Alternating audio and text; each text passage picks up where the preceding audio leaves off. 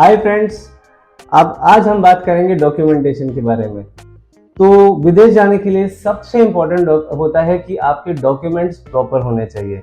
तो डॉक्यूमेंटेशन ये सबसे जो इम्पोर्टेंट चीज है वो आज हम समझेंगे इस माध्यम से। तो चालू करते हैं। आप सभी का स्वागत है मेरे चैनल पे study abroad with Anirudh Bhardwaj. सबसे पहला जो डॉक्यूमेंट और सबसे इम्पोर्टेंट जो डॉक्यूमेंट होता है ये होता है पासपोर्ट। अगर किसी को विदेश पढ़ने जाना है, किसी भी कंट्री में जाना है, उसके लिए सबसे इंपॉर्टेंट होता है कि वो अपना पासपोर्ट तैयार करे। पासपोर्ट तैयार होता है आपके शहर के कोई भी रीजनल पासपोर्ट सेंटर से। इसका ऑनलाइन एप्लीकेशन होता है, ये गवर्नमेंट के साइट पे होता है और 1500 रुपये मात्र इसकी फीस होती है। और पासपोर्ट हो जाए उसके बाद में आपको जो सेकंड डॉक्यूमेंट, सबसे इंपॉर्टेंट डॉक्यूमेंट होता है वो होता है जो आपको कॉलेज से मिलता है। कॉलेज से क्या क्या डॉक्यूमेंट मिलते हैं? अगर जैसे मैं 10th या 12th पास हूँ तो मुझे 10th और 12th की डॉक्यूमेंट लगेगी, राइट। तो मुझे अगर विदेश जाकर के बैचलर्स पढ़ना है तो मुझे 10th और 12th की दोनों की मार्कशीट लगेगी कॉलेज से, बराबर। और अगर इन केस मैं मास्टर्स के लिए जा रहा हूँ, कोई भी देश हो वो, इसके लिए मुझे लगेगी 10th 12th की मार्कशीट। इसके अलावा मुझे लगेगा हमारी बैचलर्स की पूरी मार्कशीट्स, सारे सेमेस्टर्स की मार्कशीट लगेगी बच्चों। इसके अलावा आपको देना पड़ेगा प्रोविजनल डिग्री या फिर डिग्री। कुछ यूनिवर्सिटीज डायरेक्ट डिग्री दे देती है और कुछ यूनिवर्सिटीज थोड़े टाइम बाद आपको डिग्री देती है। तो जो यूनिवर्सिटीज आपको थोड़े टाइम बाद डिग्री देती है वो आपको प्रोविजनल डिग्री देती है। तो वो प्रोविजनल डिग्री भी आपको लगेगी, ये आपको कॉलेज से मिलेगा या फिर यूनिवर्सिटी से मिलेगा, ठीक है बच्चों। इसके बाद में आपका थर्ड पॉइंट जो सबसे इंपॉर्टेंट होता है that is your test scores. तो टेस्ट, जैसे मेरे पिछले वीडियो में भी मैंने बताया कि जो टेस्ट है IELTS, TOEFL, TT, ये जो इंग्लिश प्रोफिशिएंसी टेस्ट है, इसके अलावा आपकी जो GRE या फिर GMAT जो एग्जाम होती है वो टेस्ट आपको स्कोर्स लगेंगे। तो एप्लीकेशन के टाइम पे अगर टेस्ट स्कोर्स है अच्छी बात है, नहीं है तो डोंट वरी, आपकी एडमिशन हो सकती है। आपको कंडीशनल ऑफर लेटर आएगी, ठीक है, कंडीशनल ऑफर लेटर। इसके अलावा जो फोर्थ इंपॉर्टेंट पॉइंट होता है that is a statement of purpose. तो स्टेटमेंट ऑफ पर्पस जो होता है इसको कई यूनिवर्सिटीज मोटिवेशन लेटर भी कहती है और कुछ यूनिवर्सिटीज में आपको ऐसे लिखने बोलते हैं। तो वो जो ऐसे होता है that is also can be considered into statement of purpose. यानी आप स्टेटमेंट ऑफ पर्पस से ही ड्राइव कर सकते हो मोटिवेशन लेटर को या फिर आपके एसेस को। यानी कि आप स्टेटमेंट ऑफ पर्पस से ही निकाल सकते हो आपके एसेस के क्वेश्चंस। इसके बाद में आपका रेज्यूम, ये बहुत इंपॉर्टेंट डॉक्यूमेंट होता है। रेज्यूम में आपका ईमेल एड्रेस, फोन नंबर, आपका करियर मोटिवेशन, आपने क्या पढ़ाई की, कौन से कॉलेज से पढ़ाई की, अगर आपको एक वर्क एक्सपीरियंस है तो आपका रोल्स, रिस्पॉन्सिबिलिटी, सारी चीजें मेंशन होनी चाहिए। इसके अलावा जो सिक्स्थ इंपॉर्टेंट डॉक्यूमेंट है that is your work experience certificate. अगर इन केस आपने कहीं काम किया है तो उस केस में आप वर्क एक्सपीरियंस सर्टिफिकेट लगाइए। जरूरी नहीं है कि कहीं कहीं पे बहुत सारे बच्चे कंफ्यूज होते हैं कि सर अभी तो हम फ्रेशर है तो अप्लाई करें ना करें, या ऐसा भी उन्हें लगता है कि सर वर्क एक्सपीरियंस लेके जाएंगे तो हमें एडमिशन मिलेगी। ऐसा कुछ नहीं होता।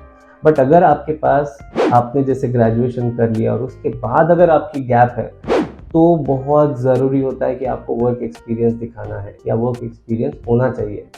इन केस आपका वर्क एकेडमिकली गैप है तो आपको गैप जस्टिफिकेशन देना पड़ेगा। दैट मीन्स इन केस मेरा 12th के बाद 1 साल का गैप था और मैंने उसके 1 साल के बाद ग्रेजुएशन में एडमिशन लिया और फिर मैंने 3 या 4 साल का ग्रेजुएशन जो भी मैंने किया है वो खत्म किया। तो जो 1 साल का गैप था वो मुझे जस्टिफाई करना पड़ेगा। हो सकता है मैं उस टाइम पे नीट का प्रिपरेशन कर रहा होगा या मैं उस टाइम पे IELTS का प्रिपरेशन कर रहा हूँ, कोई भी एग्जाम का प्रिपरेशन कर रहा होगा तो मुझे उसका प्रूफ देना पड़ेगा। तो बच्चों ये चीज़ हमेशा ध्यान रखिएगा कि आपके पास में वो प्रूफ होना चाहिए जो आपका गैप जस्टिफाई कर सके। इसके बाद सबसे इंपॉर्टेंट और एक डॉक्यूमेंट होता है that is letter of recommendation, जिसको LOR भी कहते हैं, लेटर ऑफ रिकमेंडेशन। तो लेटर ऑफ रिकमेंडेशन जो होता है ये आपकी फैकल्टी देती है, इसके लिए आपको आपके कॉलेज जाना पड़ेगा। आपकी फैकल्टी हो सकती है, कोई एसोसिएट प्रोफेसर हो सकता है या फिर आपके प्रिंसिपल हो सकते हैं, जिन्होंने एक तो आपको पढ़ाया हो या किसी चीज़ में आपको सुपरवाइज किया हो। तो सुपरवाइज अगर किया है, अगर आप कोई प्रोजेक्ट कर रहे हैं या फिर कोई मिनी प्रोजेक्ट कर रहे हैं, उस केस में आपके जो सुपरविजन में जो भी लोग रहेंगे, जो भी जिन्होंने भी सुपरविजन किया होगा, वो आपको लेटर ऑफ रिकमेंडेशन दे सकते हैं। तो letter of recommendation in the case of US, अगर आपको यूएस में जाकर के मास्टर्स करना है या बैचलर्स करना है तो आपको 3 लेटर ऑफ रिकमेंडेशन लगेगा। अब ऐसी बात है कि 12th के बाद में अगर कोई बच्चा पढ़ने जाना चाहता है तो उसको लेटर ऑफ रिकमेंडेशन 3 कैसे मिल सकता है? तो in that case he can take a letter of recommendation from his science faculty, from his English faculty and a principal. ऐसे करके इन्होंने 3 लेटर ऑफ रिकमेंडेशन इन्होंने जमा कर दिया। ऐसे ही अगर बैचलर्स के लिए कोई बच्चा जा रहा है तो इसको आपके एसोसिएट प्रोफेसर हो गए, आपके प्रोजेक्ट के हेड हो गए या प्रिंसिपल हो गए या हेड ऑफ द डिपार्टमेंट हो गए, डीन हो गए, तो ये जो लोग हैं, जो आपके फैकल्टीज हैं, इनसे आपको लेटर ऑफ रिकमेंडेशन मिलेगा दोस्तों। इसके बाद और एक बहुत इंपॉर्टेंट डॉक्यूमेंट होता है, that is your Aadhaar card.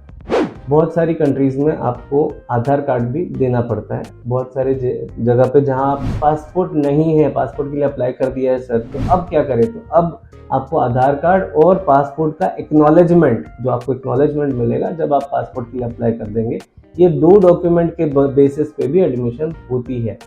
इसके बाद में आपको पैन कार्ड लगता है। बहुत सारी कंट्रीज में आपका पैन कार्ड, आपके पेरेंट्स का पैन कार्ड, आपके फाइनेंशियल्स, आपके पेरेंट्स के फाइनेंशियल्स, यानी इस केस में आपके माता पिता जो भी आपको स्पॉन्सर कर रहे हैं, इनके फाइनेंशियल्स भी मांगते हैं।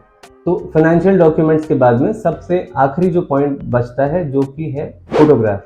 तो फोटोग्राफ का एक स्पेसिफिकेशन होता है। अगर आप किसी भी फोटोग्राफर के पास, जो भी आपके घर के आसपास कोई फोटोग्राफर होंगे जो कि पासपोर्ट साइज फोटोग्राफ बनाते हैं, अगर उनको बता देंगे तो मुझे 80% फेस विजिबिलिटी वाला और बैकग्राउंड में पूरा प्लेन होना चाहिए और मैट फिनिश, ये 90% ऑफ द कंट्रीज में आपको इसी तरह से पासपोर्ट की जरूरत पड़ती है। इसी तरह से आपका पासपोर्ट फोटो होता है रादर, ठीक है। 80% visibility and matt finish with white background, that is the specification wherein 80% of the countries will accept this kind of photographs.